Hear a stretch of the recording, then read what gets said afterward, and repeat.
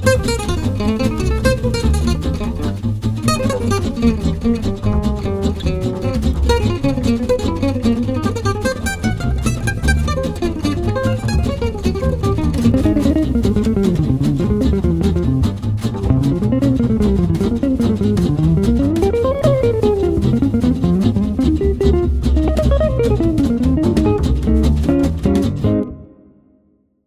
everyone, Dennis Chang here. Today's video is a fun topic. I talk a lot about musicality in my previous videos, but this one is about shredding. Because being able to play fast is all that matters in life. And because there are some people who may not realize it, I was being sarcastic. Yes, such people do exist in this world. The world is diverse. That said, the topic of technique remains one of the most popular questions that I get from time to time, even though I've done many videos about it in the past. Today we'll be talking about playing fast in the context of an up-tempo jazz tune. So we're going to be looking at this in the context of jazz styles such as swing music, bebop, or gypsy jazz.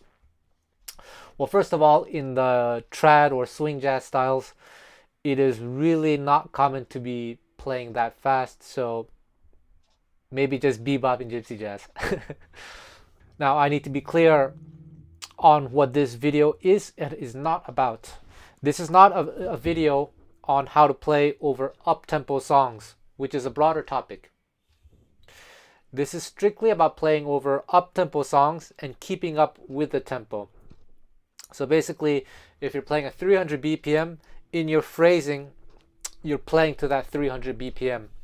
Generally, what that means is that our phrasing will tend to be eighth note based. Similar to the long lines that I played in my intro video, which I would say is not the most musical thing. It's definitely not what I try to do these days, but it's just a demonstration.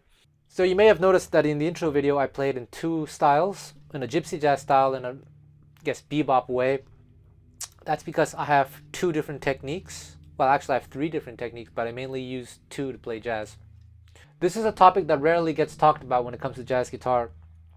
Well, it gets talked about, but it's kind of like, it's often very superficial or vague. I do talk a lot about technique in many of my older videos as well, but I think as someone who has developed three techniques and also has extensively studied gypsy jazz and bebop, I do have some interesting insight.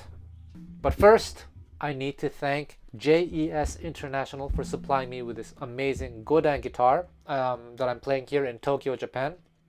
I came to Japan without any instruments, and the folks at JES International were so very nice to send me this guitar, and I really, really appreciate it. It's a wonderful instrument, and if ever you're in Nagoya, Japan, be sure to look them up, JES International. And I also have to thank Stringphonic guitars for the same thing. They sent me a gypsy jazz guitar, one of the best ones that I've ever played, and it is for sale, so get in touch with them if you're interested. You'll find the links in the description box. Last but not least, as always, these videos that I do take quite a lot of my time to make, and they're available to you for free. And if you do enjoy these, be sure to like, be sure to comment, be sure to subscribe, share. And if even you want to support me somehow, I don't have Patreon or anything like that, but you can maybe buy a course on SoundSlice or on DC Music School. You'll find the links in the description box. Basically, in this video, I want to talk to you about playing fast over fast tempo songs in a logical way. The first thing that I would say is that as opposed to heavy metal shred guitar, where a lot of the fast phrases tend to have a symmetrical quality to them, like 3 notes per strings or specific sequences, bebop or gypsy jazz phrases are for the most part quite angular. Like you have all these twists and turns, and not only are they angular, they often have accents in strange places. This fact alone makes it very, very difficult to play super fast lines, especially for long periods of time. The next thing I would say is that there is no universal technique that allows us to play just about every line that you can imagine at a very, very fast speed. We often have to adapt our lines to the technique that we use. For instance, with the Gypsy jazz technique, descending lines, especially with odd number of strings or one note per string, tend to be very, very difficult, and you can only go so fast with them. That's probably as fast as I can go without starting to feel a little bit of tension in my right hand, and I'm not warmed up. With the so-called George Benson technique that I use, downward sweeps are a little bit awkward. They're doable, but it's awkward. So it's not meant for this kind of, Frank Gambale. If I did with the Benson technique, it's very awkward. I can't. And then with this anchored bridge technique, which is what most modern guitar players use, it's probably the most versatile of them all, but I feel that it might take a little bit more effort to play fast, just on account of the right hand angle being like this as opposed to like this. When it's like this, it's easy to rotate your wrist. When it's like this, it requires a little bit more effort. But of course, a lot of shredders still manage. And if you do use this anchored technique, I highly recommend that you watch a lot of Troy Grady's video. I forgot what his channel is called. I haven't watched them all, but it's very, very interesting. And I guess he really specialized in analyzing how many players who adopted this technique play. The guy has names for all sorts of things that never had names before, and I can't even remember what those names were. I talk a lot about it. I talk about it in some of my other videos where, for example, if I do this, what's actually happening is that when I play E, F, G, A, if you were to slow things down, I play E with a downstroke, F with an upstroke, G with a downstroke, and then in order to play the A with an upstroke, I actually play this G note, but I go through the string, the E string. So in slow motion, it looks like this. So when I play this G, I'm actually hitting two strings, so that I'm ready to do an up. Then. And I think when I go back down, I do this note, I hit two strings as well, so I'm ready to hit the B string again. Obviously, when you do it slowly, you don't have to do it, but when you do it fast, there we go. And basically, if you mute it well enough, it's not audible or barely audible. And basically, these are like little hacks that shredders use for often subconsciously to be able to play really, really, really fast. I do talk a little bit about this in some of my previous videos. I forget which ones, but also Troy Grady also talks about this. Now the problem is that in jazz guitar, like I said earlier, the lines tend to be so asymmetrical or angular that it's very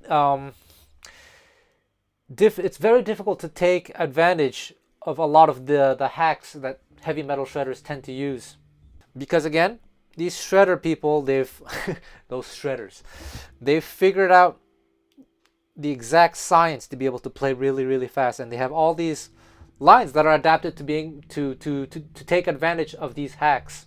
In jazz guitar, it's not as easy due to the nature of the lines, and the reason for that is because a lot of the lines that jazz guitar players play are not necessarily specifically guitar lines. They're universal jazz lines played by pianists, sax players, horn players, and all sorts of different instruments. Whereas the shredder lines are guitaristic in nature. For example, on the violin, Paganini wrote some extremely difficult pieces, and they are considered very difficult by violinists.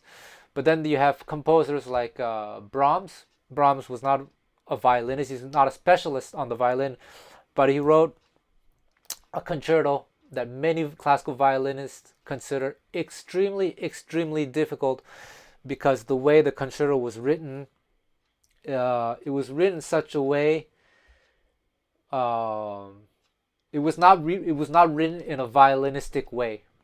And that's the same thing with these bebop lines. So basically, the heavy metal shredders are Paganini and we're Brahms.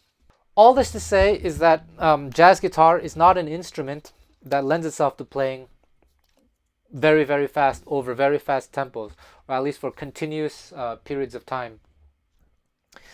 However, do keep in mind that there are other ways to play over fast tempos without having to shred. I'm basically feeling it at half the tempo. But that's another topic. Here we're talking about playing at the full tempo. And when you try to play at the tempo, what jazz guitarists tend to do is that they will play lines that work well at that tempo. And basically what that means is that playing in this way requires quite a lot of muscle memory. And therefore you need a fairly decent arsenal of vocabulary under your fingers. And that is not to say that you are not improvising. Of course, you will hopefully be manipulating the licks in the moment, and I do talk about this in one of my videos where I talk about licks some weeks ago. But the fact of the matter is that at that tempo, when you're trying to match the tempo, the thinking has to be kept to a bare minimum, and you have to rely a lot on quick automatic instincts. I think this was very important to say because a lot of jazz guitar students, tend to think that the few jazz guitar players out there who are able to play at a very fast tempo are able to play any line at any tempo, which is just not true. If you watch Pasquale Grasso's video on Cherokee or Joe Pass shredding over Donna Lee, you notice that their phrasing is a little bit different compared to when they play over slower tempos. It's not as articulate or free as if they were playing over slower tempos. Now, don't get me wrong, it is crazy impressive. It's insane what they do. But the point I'm making is that playing at that tempo for guitarists does come at a certain price no matter who you are. And again, all this is due to the angular nature of jazz lines. One thing that needs to be said as well is that different people have different ideas as to what fast actually means. For me personally, fast is anything above, let's say, 250 BPM. Personally, at 250 BPM, I still manage to play most of the lines that I have under my fingers. And that basically means that I have a relatively high degree of technical freedom at that tempo. Starting at 275 BPM, I still manage, but I can tell that there starts to be some limitations here and there. And I need to start being aware of what my limitations are so as to rely on what I'm able to play. And then past 300 BPM, which is what you heard at the beginning of this video, that's where I really, really have to be careful about the lines that I want to play. What this means is that in order to play over fast tempos, and again, that's up to you to define what that may be, but you have to be practicing at that fast tempo or at as fast a tempo as you can manage, so you can figure out which lines you think you might be able to play at a certain speed, and then you shed those very specific lines slowly until you can bring it up to speed. It's a little bit hard to explain, but you'll hopefully understand what I mean if you actually try it for yourself. Like when I was practicing to do this intro video, I did spend like half an hour just working out. It's improvised, but I did practice for half an hour, like trying different things. All right, this line doesn't work out, this one does, etc.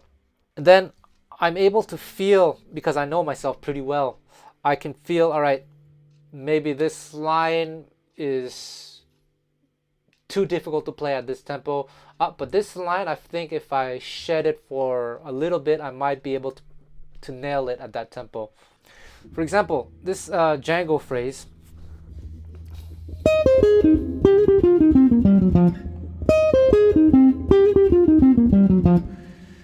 All those consecutive downstrokes, to be able to play that at 300 BPM, well, I can't.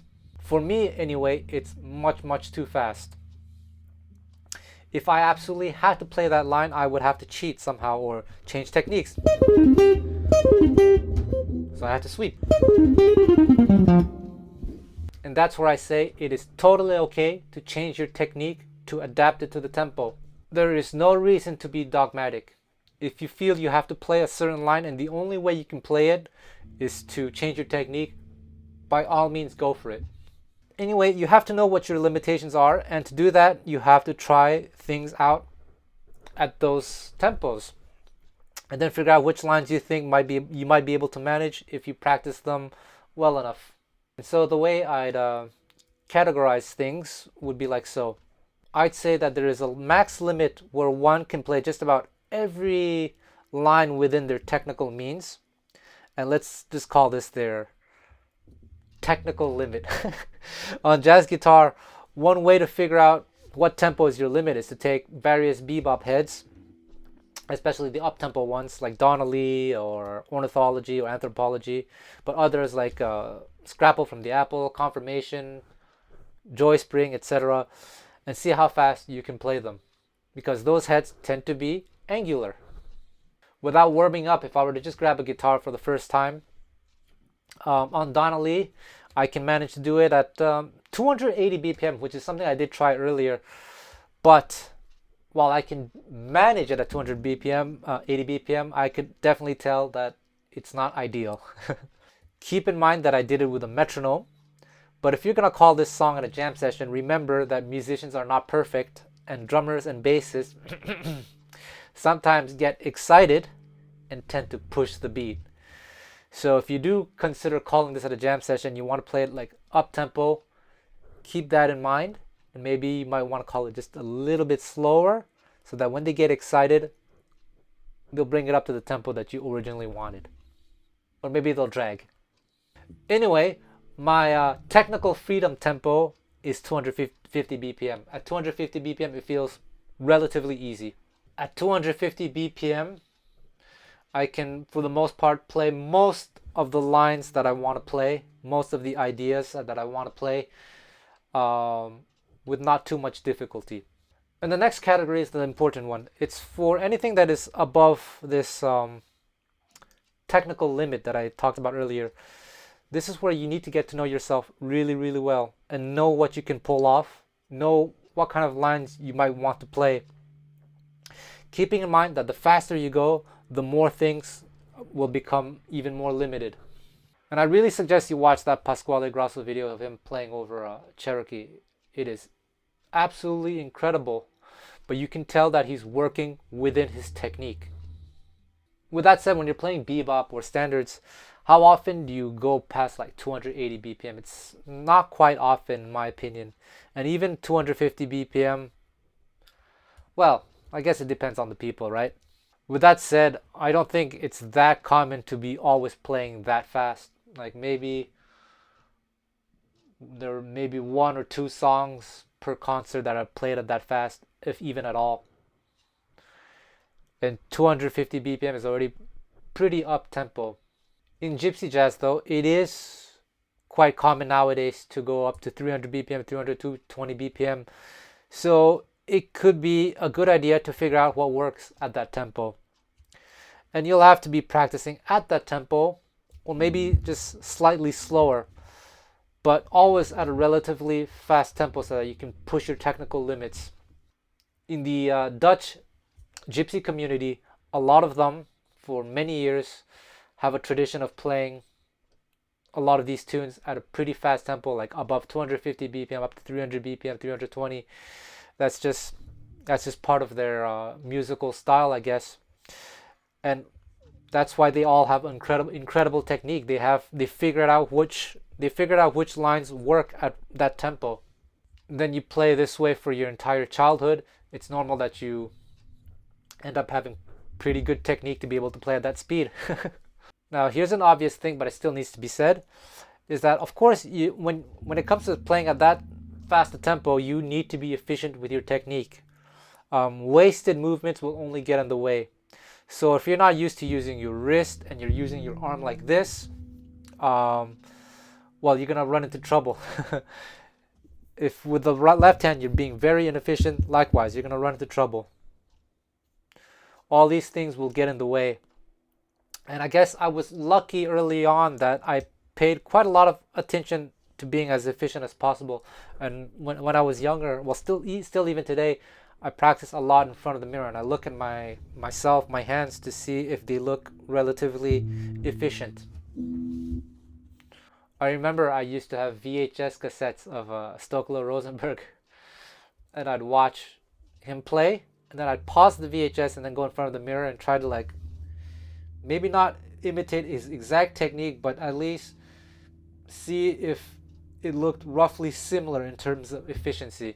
So if you got this efficiency thing sorted out, it's really just a matter of deciding which lines you think you can play at X or Y tempo, and then you practice them long enough to be able to play them up to speed. Keep in mind that certain lines are best played with maybe certain fingerings or certain right hand mechanics, because like I said earlier, you need to forget the idea that there is one size fit all technique out there. There isn't. I mean, if you play with your fingers, you'll be able to do very complex string crossing things like that you just couldn't do with a pick, especially at that speed. Yeah, forget it. Yeah, right? See? I guess if you were going to do it with a pick, you'd have to do some kind of hybrid thing, and even then you'd still have to practice it. So basically, whatever technique you use, it doesn't matter, but you have to understand the nature of that technique, and then you have to adapt your lines to that technique. There's a recording of Wes Montgomery playing over a very fast tempo version of After You've Gone. The quality isn't so good because it's a bootleg recording, I think. But with his thumb, he manages to keep up. But again, he is not free. He is working within what his technique allows him to play. Now here's some good news. I said earlier that generally phrases are based on eighth note figures, but quarter notes are also used. You are highly unlikely to hear a solo of practically non-stop eighth notes. You often have little bursts. Like again, if you watch Pasquale Grosso solos, like you have these bursts, so there's time to rest. You have short phrases, and even within some of these short phrases, you maybe have quarter notes inside them. For instance, maybe instead of playing something like this, maybe you can do, so this, quarter note, quarter note. These short breaks allow your right hand and left hand to rest, and that you hear things like that in Wes's solo. You can hear that in a lot of solos of people playing over very fast tempos. Personally, for the technique that I use, the two techniques, probably most pick-based techniques, we try to limit the, the angular nature of the phrases, or we play fingerings that are more guitaristic. So basically on gypsy jazz guitar, that would mean trying to avoid too many consecutive downstrokes. So you have to play phrases that are where you're less likely to encounter such things. Like that thing that I played earlier. You probably avoid playing that. Instead, maybe you play something like this. Works well at 300 BPM as well. Ascending worked pretty well. So based on your technique, you have to figure out what might work at X or Y tempo. I want to be also the first to admit that I haven't really worked on being able to play at fast tempos in many years. It's because it's less something I'm interested in doing these days. I'm generally more interested in medium tempos, or like the upper end of medium tempo, like 220, 230 BPM. If it has to be a fast tempo, I prefer it not to be exceedingly fast. Because when you start to go faster, like I said, there's less time to think, and then we rely a lot more on these automatic patterns that we've worked out, which can still be very musical, but I like to be able to have the time to think and to come up with something more spontaneous in general. However, keep in mind that we're talking about playing at fast tempos and in our phrasing matching that tempo. But if we were talking about just playing at fast tempos, then there are other things we can do that allow us to think. But this is not what this video is about. Listen to Jim Hall playing like over a fast rhythm changes. Listen to Louis Armstrong playing over Tiger Rag. They're playing in an other way altogether, kind of well, not ignoring the fast tempo, being very aware of what the fast tempo is, but playing with a slower phrasing and then occasional bursts of being in tempo. But like I said, that's another topic for another video. The point of this particular video is for you jazz guitarists to understand the nature of the instrument and to realize that the vast majority of the best rely on certain tricks past a certain point. There's actually a video by my friend Andreas Oberg. Actually, I haven't spoke to him in many years. But anyway, there's a video where he's shredding over some minor blues or something. It's a very old video. Well, first of all, the tempo isn't absurdly fast. It's slower than that Pasquale Grasso video of Cherokee. So it's a fast tempo, but not so fast. And therefore, he has a little bit more freedom. It's the kind of fast where a lot of lines are still manageable. But then, if you watch his left-hand fingers, you notice that he avoids extremely angular phrases. And he's playing phrases that fit very nicely on the guitar. Now, this is not to take anything away from him or other players, but it's to show you that they understand the limitations and they work within such limitations. It is still an incredible solo, don't get me wrong. So a quick recap, if you want to be able to do this, make sure that your technique is efficient.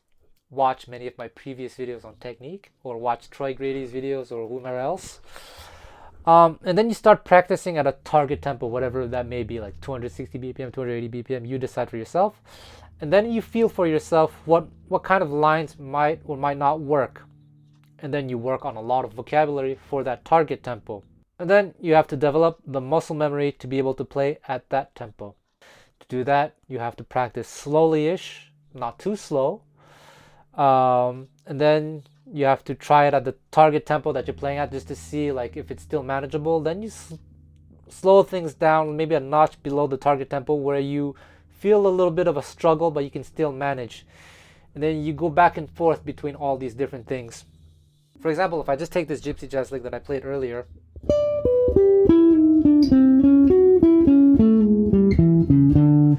I would practice it maybe, well, it's pretty easy for me to play, but let's say it's something that's new for me. I practice it slow, but not too slow, because it's all about efficiency. You have to practice it slow-ish, but as fast, a fast kind of slow. So let's say it's something like this. Because you want to be looking at the efficiency of your right hand. So let's say it's that. Repeat, like for hours, really. Back in the day, I used to go to the video store and rent DVDs, and I'd watch like movies, 2 hours, 3 hours, just practicing maybe 2-3 lines, and I do that for days, weeks, months. That's a lot for a lot of my technique. And then in those days, I had quite a few gigs, and I used those lines as well, so that my technique grew naturally from just doing that. And then okay, then you go faster.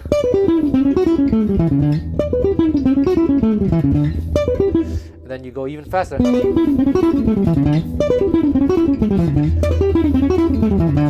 And etc. etc. That's what I did anyway.